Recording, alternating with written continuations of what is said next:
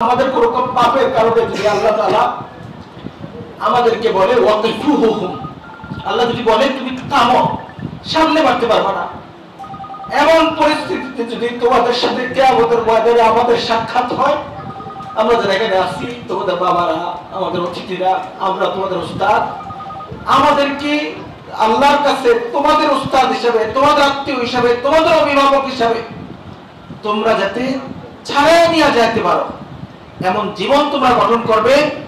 আর সেদিন যাতে তোমরা না ভুলো, এই আবদার তোমাদের কাছে রেখেই আমি আমার বক্তব্য শেষ করছি।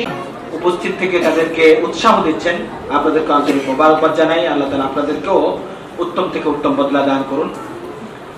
আসলে এখানে আজকে যে সকল ছাত্ররা বিদায় নিচ্ছে, এই মাদ্রাসার যেহেতু একেবারে শুরু থেকে দায়িত্বশীল হিসাবে আছি, দায়িত্বশীল পর্যায় থেকে আসলে কথা বলা এটা খুব কঠিন, আমার জন্য কঠিন। এখানে যে সকল ছাত্ররা, তাদের অধিকাংশই ধরেন এখন অনেকের বয়স হয়তো 12-13, তারা হয়তো 6 বছর 7 বছর বয়সে একেবারে ছোট্ট অবস্থায় আমাদের কাছে এসেছে।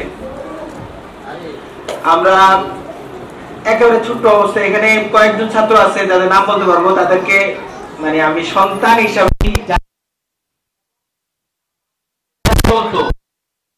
বা আমাকে মানে আমার কাছে কাছে যারা ছিল, তারা অনেক দিন পর্যন্ত জানতো যে এটা আমার ছেলে, আমার সন্তান।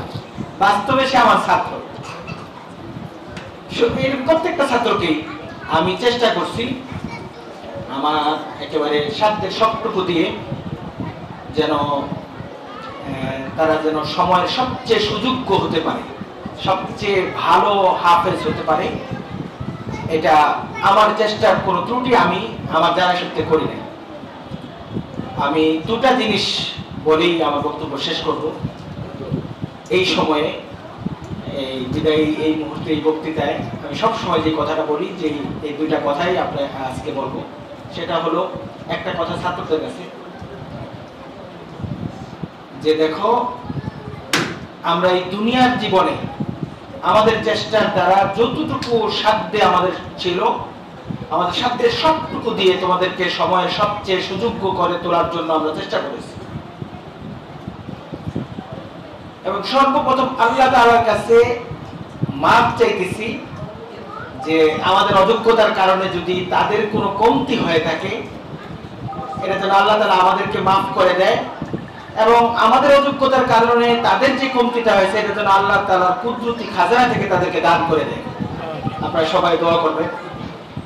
সর্বশেষ যে কথাটা, যে চাওয়াটা আমার ছাত্রদের কাছে, সেটা হলো কোরআনময় জীবন যেভাবে হয়, কোরআনের মতো করে জীবনকে তোমরা সাজাবা। দুনিয়ার সব মানুষ যেন মানে তোমাদের দিকে তাকিয়ে গর্ব করে, তোমরা যেন অনেক বড় হও। আমি কথায় কথা অনেক সময় বলি, আমি সবসময় আল্লাহর কাছে দোয়া করি যে আমাদের এই প্রতিষ্ঠানের ছাত্র, আমাদের ছাত্ররা, আমাদের মাদ্রাসার ছাত্ররা যেন বাইতুল্লাহ বা হারামের ইমাম হয়।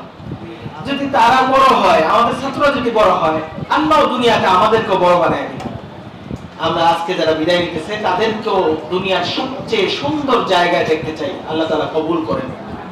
তাদের কাছে আমাদের একটা চাওয়া, আমলে আখলাকে তোমাদের যেন এমন কোন অবস্থা না হয় যেন তোমাদের অভিভাবকদের সামনে দাঁড়াতে, তোমাদের কোনো পরিচিত লোকদের সামনে দাঁড়াতে আমাদের লজ্জা পেতে পারে যে আমার এই ছেলে, আমার এই আত্মীয়, আমার এই ভাগিনা ভাতিজা কোন ওস্তাদের কাছে পড়লো, কেমন ওস্তাদের কাছে পড়লো, সে তো মানুষ হলো না। এই বদনাম যেন আমাদের ইহজীবনে আমাদের গায়ে না লাগে। তোমাদের কারণে তোমাদের কাছে একটা অনুরোধ থাকবে, তোমরা তোমাদের নিজেদেরকে, নিজেদের চরিত্রকে, নিজেদের জীবনকে এমন ভাবে সাজাবে যেন তোমাদের উস্তাদ, অভিভাবক, তোমাদের আত্মীয় স্বজন সকলের সুনাম হয়, বদনাম না হয়।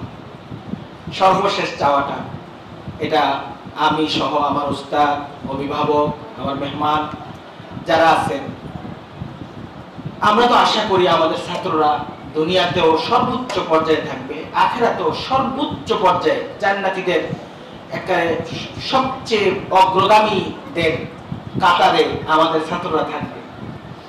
তোমাদের কাছে আমাদের আবদার, যদি কিয়ামতের ময়দানে আমরা আটকায় যাই, আমাদের কোনো পাপের কারণে যদি আল্লাহ তাআলা আমাদেরকে বলে ওয়াকিফুহুম, আল্লাহ যদি বলে তুমি থামো, সামনে বাড়তে পারবে না, এমন পরিস্থিতিতে যদি তোমাদের সাথে কিয়ামতের ময়দানে আমাদের সাক্ষাৎ হয়, আমরা যারা এখানে আসছি, তোমাদের বাবারা, আমাদের অতিথিরা, আমরা তোমাদের উস্তাদ, আমাদেরকে আল্লাহর কাছে তোমাদের উস্তাদ হিসাবে, তোমাদের আত্মীয় হিসাবে, তোমাদের অভিভাবক হিসাবে তোমরা যাতে ছাড়াই নিয়ে যেতে পারো এমন জীবন তোমরা গঠন করবে।